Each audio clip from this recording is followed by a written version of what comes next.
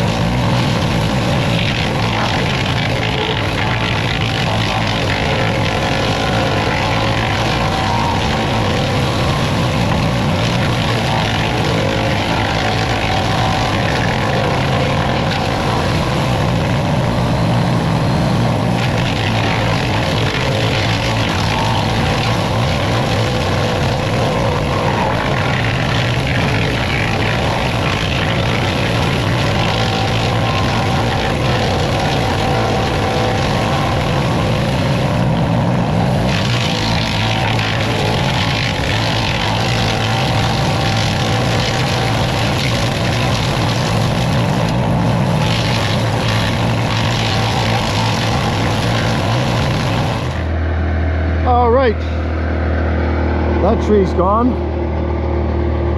and we got to pick up these old little firewood rounds we're going to throw in the bladder. We have a victim of circumstance. the tree clobbered this one, but oh, we'll see if we can get her popped back out. I think we'll be all right. But yeah, there's about 45 minutes worth of work, and we're moving forward.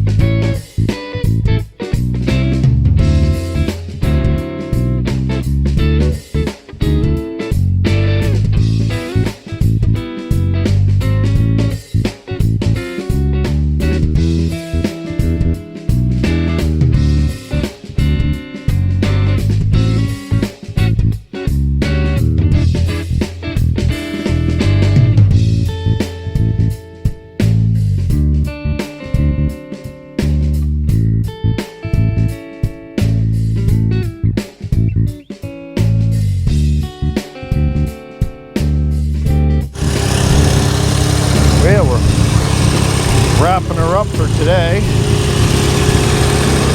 And the bucking table works really, really well. I'm well pleased with it. Having the excavator just keep feeding it, and that works out really, really well. Eddie's just changing out the totes here. That's all got oak in it there, so he wants to try to keep that separate. Here's a load for my personal junk wood, and this is what's nice, just have another tote here, catch the undesirable stuff, and then eventually we got to do a good cleanup of the shreddings, but that'll make a nice fire when it's cold out one day. So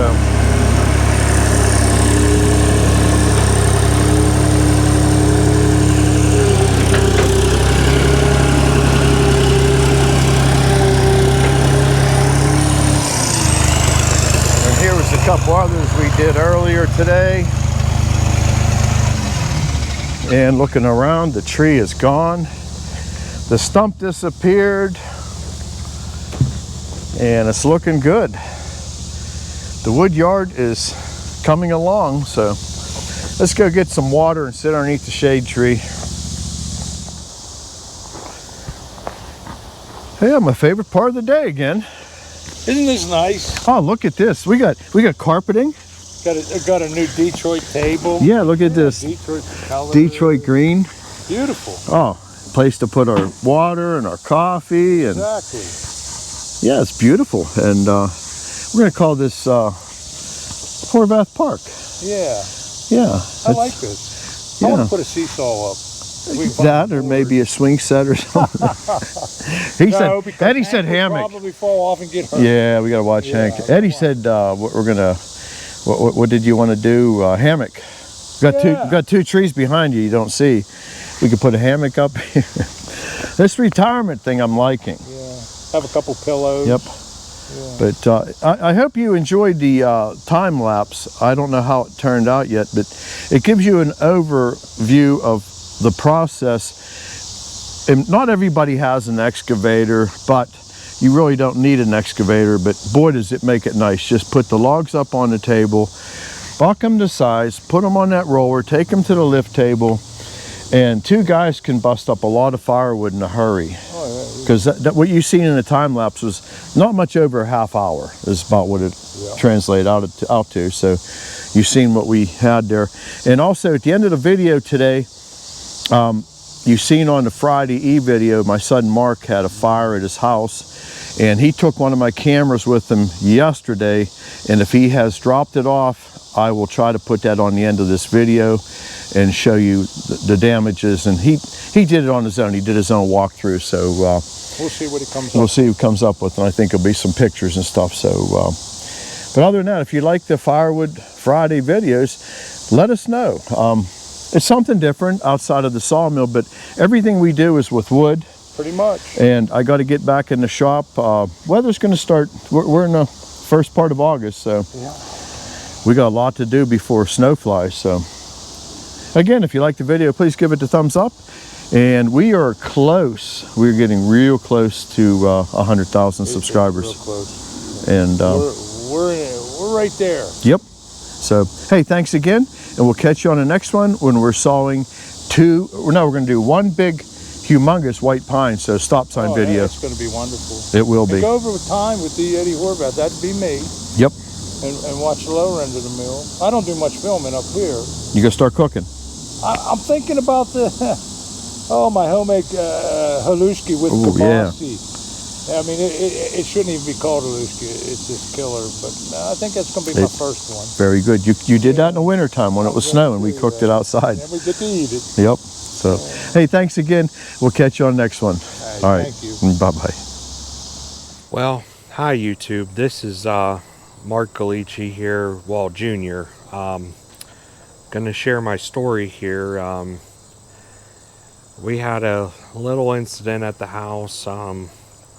We just got done, and they're determining that there was some wiring issues that caused the fire, but the most important part is everybody's okay, and my kids are safe, you know. it's a scary thing, and it's something that you don't think you're gonna have happen to you until it happens to you. But I'm gonna take you around and let you see what we got going on and just kind of share my story a little bit. I know this is breaking away from my dad's usual segment, but sometimes we have to take the opportunity to spread awareness and show people that this is the ugly side of life, but during all of this, we can maybe help be precautious for other people, and just, hopefully other people can be safe and get something out of this. So let's take a walk inside here. So this is where the fire kind of started, and where things are deemed as the I apologize, I'm not really good with this terminology, but from what they're saying, this is like the point where everything kind of started. As you can see, it's charred up and all kind of things, but that you can't smell through the camera the house. I mean, it's a lot of plastic smell burning. Let's see here. So here's a good example of, so just from all the soot that just built up where they busted holes. They had a company come in today actually and take away all of our clothes and curtains, and they're still going to take the couches. Smoke damage does a lot more than people think, and it gets into everything. So unfortunately, like, the kids' toys are all going to have to get thrown out. The TVs, stuff that's damaged is going to have, we're just basically going to kind of have to start from if we were to move into this house brand new. So it's one of them things where you don't really quite understand it until you start getting into it. But here's our master bedroom. This is where they had to come in and do some ventilation tactics to try to get the smoke. Well, first off, to check to make sure there's no more fire spreading through the house, and then also to try to make ventilation and whatnot. Again, I'm not a fireman, so I don't know terminology too well, but some more damage of what happened. And then again, usually wooden things, we'll see if they can save that or wipe it down, or if we'll have to get rid of it. But it's a sucky situation. Here's my youngest's room. This is Mr. Henry's room. As you can see, it's in disarray. Fun little fact. This is actually, I'm hoping we can hold on to this, but we'll see.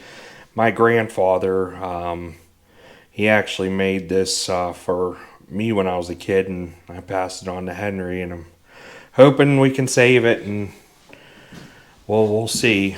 But as you can see, just lots of toys and books and just things that we're going to have to toss out and start fresh. My daughter's room, unfortunately, it's still going to have a lot of damage. You don't see it but with the smoke, her classroom, all her Disney stuff, just it sucks, because we're gonna have to do a lot of fixing up and replacing. There's a lot of memories in this house and stuff, and we're just gonna have to start from scratch. But as you walk through, with them going through the house, obviously things get moved around. They have to poke and pry. So luckily they saved the house, and we do have a structure to come home to. It's just we have to get it fixed and remodeled. But to take you around too, fortunately enough, we didn't lose no real damage besides smoke damage in this room. So again, toys, you know, kids things. Sad thing is the kids are the ones that are really going to suffer out of it. The adults, you know, as us adults, we can move on and adapt, but you know, the kids, it's a little bit harder on them. But pictures, books, just all kind of stuff. My amplifiers. I'm a big guitar fanatic, but yeah, I just wanted to share this little video just to show people, you know, this can happen sometimes, and it's unfortunate, and you know, we're very lucky as a family to have everybody accounted for, and to have the support. I'm staying with my brother right now at our childhood house growing up over at my pap's house. So we do have a place to stay, which is good, and we're just conquering as we go. But yeah, this is where it started, and as you can see just from this, you would think for a normal person, okay, yeah, this one side of your house, but there's a lot more to it. So all I can say is out there, be careful, folks. You know, check on your loved ones. Fire damage and fires across America, it's a real thing, and you know, thank God for our firemen that responded, all the first responders and neighbors that really helped us out to get to where we're at now, which is we're safe, and now it's just the rebuilding thing. So just wanted to share my story, and I hope you guys got something out of this, and thank you to my dad for allowing me to share my story through his channel, and I hope you guys have a blessed day. Thank you.